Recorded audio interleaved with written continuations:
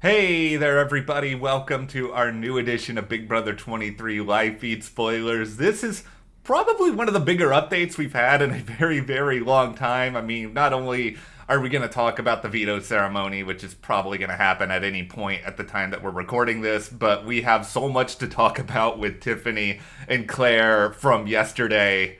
Yeah, there's a lot. There were some conversations had, some tough conversations, a little bit of half truths going on here.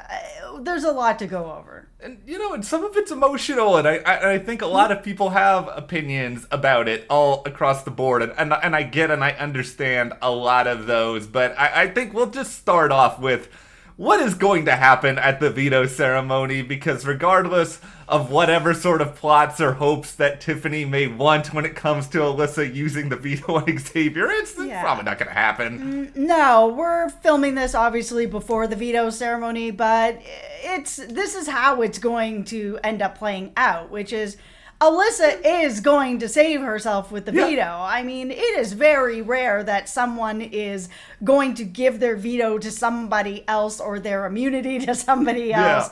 It's rare. So it's not happening. She's going to save herself, and Claire is going to go up.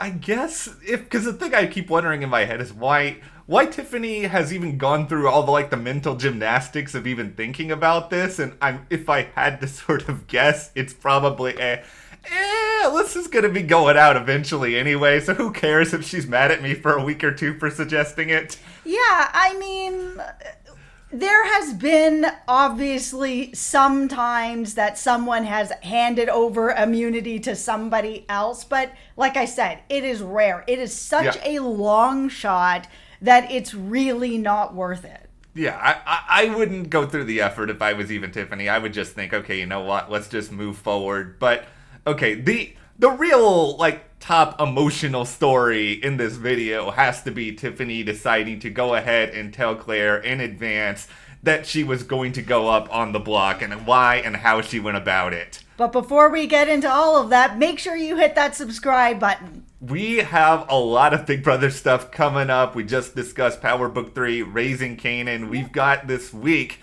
more Blacklist conversation, and also Lucifer is coming back for its final season. Yeah, and we'll have some stuff to talk about with that. Okay, so here's how Tiffany decided to approach this. Let's just all buckle up for this, because this was tough to watch. But yeah, she decided that she was going to tell Claire that, okay, I made a promise to myself that I could not nominate two black players in the house together on the block. I sort of made this arrangement. I made sure that this was something that would not happen. I have to put you up because of it. Yeah, and I mean, Claire also asked her, are you in an alliance? And she denied that she is, which I think is going to end up being something that's going to hurt Claire really badly, because if anybody else comes out and says in their goodbye messages that there's an alliance or anything like that, I mean, she had a chance to be honest with her now at a time that Claire would have taken that information and I think been somewhat okay with it. But I think if she finds out through someone else that Tiffany lied straight to her face, that's going to be something that might be harder for her to get over in jury and still give Tiffany her vote if Tiffany makes it to final two. This is why, if we were taking on the role of teacher, and okay, this was Tiffany's assignment, she had to go and she had to do this, how do we grade her? At first, before Claire spoke up and asked that question, I would have given her a solid, B plus, A minus, because it was okay, she's explaining the moral and emotional justification for her choice, and without saying the cookout, I think she's doing enough to sort of make it so that she's not necessarily lying about what her intention is. But the moment that Claire asked that question, that's when the grade inevitably does plummet. I understand the risk of saying everything with the cookout, but at that point, you could probably say yes and not give every single detail about the cookout. Yeah, you can make choices. You can say, yes, I'm part of an alliance, or yes, there are other people that I am also working with in this house. And because of that, plus that I don't want to put up two black players, and I made that promise, Plus, I am working with other people in this house. Now I can't put you up. She doesn't have to necessarily give away everything, but she can give away enough that she's telling enough truth that if somebody else reveals it in a goodbye message, that Claire is already aware that Tiffany was working with other people as well. Yeah, and we're going to get to these goodbye messages later because I think there's a very good piece of evidence that what you're saying is going to inevitably happen here. And this whole time, during this entire conversation, Claire was sobbing. Just like straight up, like this was why this was so difficult. Like she was just, I think she understood, but you can understand something and still be, just emotionally distraught and devastated over it. Absolutely. I mean, I think Claire does understand where Tiffany's coming from with the amount of truth that she did tell her. Yeah. But at the same time, I mean, it doesn't feel like Claire is sobbing because necessarily she's going home.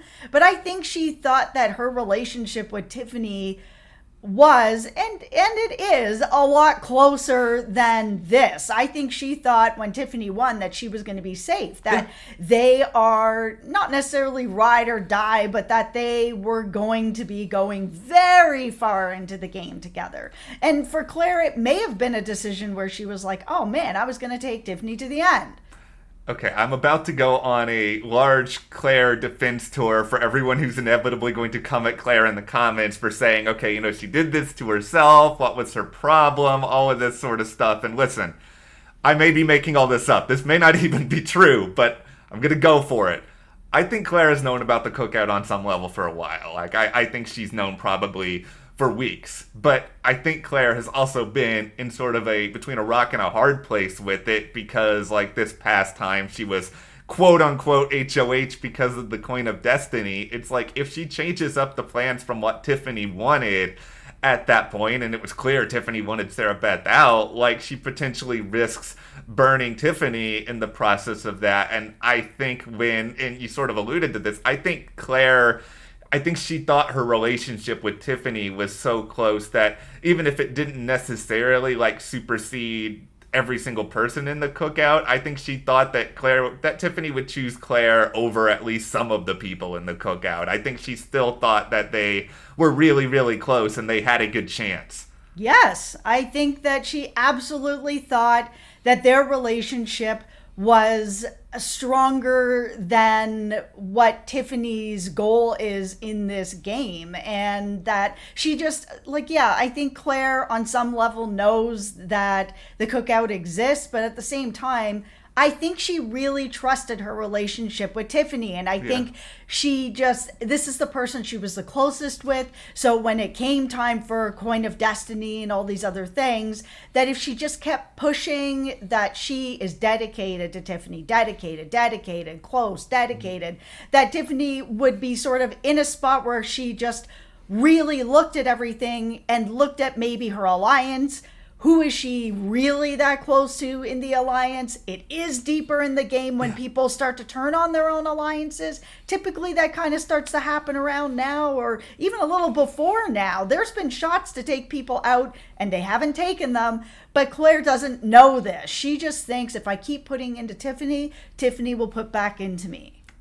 It's time now that we attend the patronizing party. And I wish I had like one of those little streamers that I could be like, and just put a really, really sad streamer sound effect because wah, wah, wah. There you go. Because that is what Tiffany acting with Claire, like, oh, Claire, you still may have a chance to stay. Like, this is like totally the patronizing party of all time. Claire does not believe this for a second. No, and Tiffany really shouldn't have said that. Again, this is where Tiffany's jury management is starting to go down the toilet with Claire. Like, she's now lied to her about being in an alliance. She's telling her this very obvious lie of you still have a chance.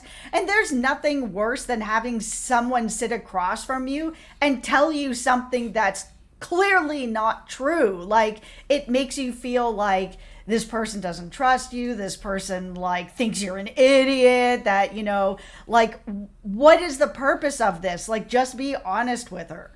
And that kind of goes into even more Tiffany telling Claire that, oh, in a different situation, things could have worked out differently. And it's sort of like, I think Claire probably believes that to be true to a certain extent, but I also don't think in this situation Claire probably just doesn't care. She doesn't want to hear this at this time. It's sort of like going through a breakup, and like the person in the breakup is sort of like, oh, maybe if a couple of different things happened, we would still be together. But then you're just sort of like, well, those things didn't happen, so why does it matter? Yeah, that's exactly right. It doesn't matter. Yeah, like, it's just like, I don't think Claire needed to hear all that. Like, Claire has said that she's still going to fight, and it's going to be, Claire versus Xavier. I don't know what Claire can do, but I encourage her to give it the whole try. Yeah, I don't want to just see her give up. I mean, you've been a Claire fan. I Yes. love Claire. I don't want to see her just go out, not even bothered to try. All of this with Tiffany and Claire, by the way, we were preparing yesterday to try to have a video today where we tried to cover all of just like the cookout madness, because before this conversation with Tiffany and Claire, everybody was just like running around like pinballs trying to figure out what to say, when to say it, how to say it. But it's like now none of that even matters anymore, so we're just gonna gloss on right over it. Yeah, it doesn't matter that much. Okay, but Claire later told Kylan a little bit about, she knows that she's going up, and Kylan was doing the whole I'm surprised, like, oh, that's why she's doing it.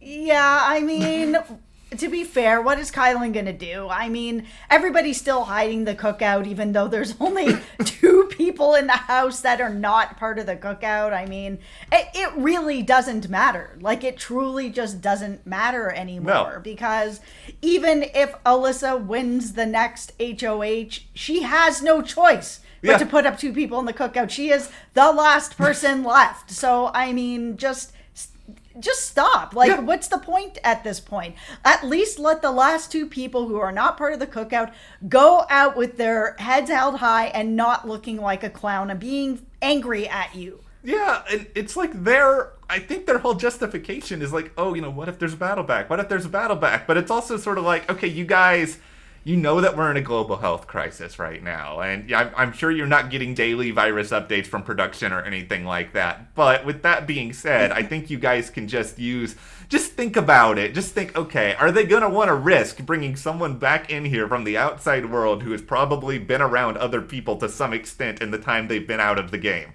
Also, it doesn't matter if somebody comes back or not, because the cookout still has the votes. It truly doesn't matter. Yeah, that's just sort of where it lands with all that. But okay, the last thing we gotta mention here is, you mentioned goodbye messages earlier, and we know that Kylan has sort of been saying, he's not, giving everything away, but he's suggested to Xavier that he's been talking a little bit about a big alliance in some of these goodbye messages, that he's sort of like, he's not letting the cat out of the bag, but he's like allowing the cat to like pick up their head and look around a little bit. Yeah, and why? I mean, the goodbye messages are something we've seen other players use in the past really effectively to sort of smooth things over. It's your last little bit of jury management, if those messages are shown to the person that's leaving, that can really help you.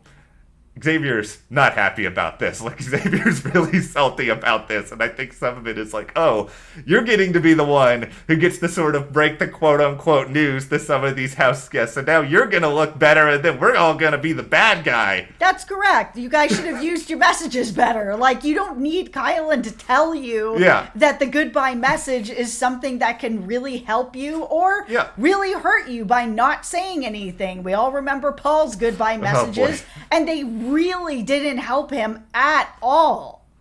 Thanks, Paul. Because of what you did, we have to refer to Josh as Big Brother Champion. This is all your fault.